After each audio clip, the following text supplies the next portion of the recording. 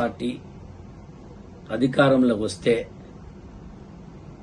అన్ని పనులు అవుతాయి, అన్ని వర్గాల వారికి పనులైతాయని ఆశతోని కాంగ్రెస్ పార్టీని రేవంత్ రెడ్డి గారిని నమ్మి నమ్మకంతో అధికారంలోకి ప్రజలు తెచ్చారు. అటువంటి ప్రజల పనులు ఈరోజు సెక్రటరియట్లో ఉన్నతమైన అధికారులు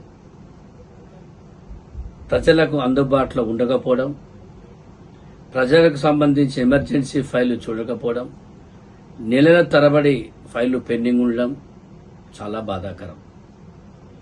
కులాల వారుగా విభజించి వారి యొక్క ఫైళ్లను చూడడం, వారికి సమయాన్ని ఇవ్వడం మాత్రం ఇది చాలా బాధాకరం.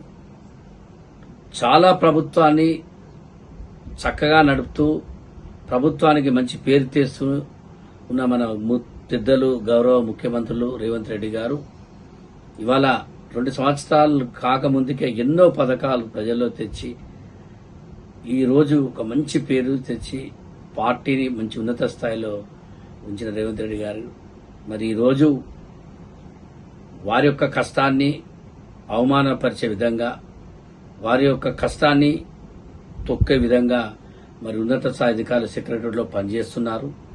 అటువంటి వారిని తక్షణమే ప్రక్షాళన చేసి వారి మీద చర్యలు తీసుకొని ప్రజలకు ఎవరైతే అందుబాటులో లేని అధికారులను తక్షణమే వేరే విభాగాల్లో వారిని పంపాల్సిందిగా నేను మన పార్టీ తరఫున, మన కాంగ్రెస్ పార్టీ తరఫున మన ముఖ్యమంత్రి గారిని మళ్ళొక 10 సంవత్సరాలు ముఖ్యమంత్రిగా చూడాలనే ప్రేమతో నేను వారిని నా యొక్క ప్రేమతో వారిని రిక్వెస్ట్ చేస్తున్నాను.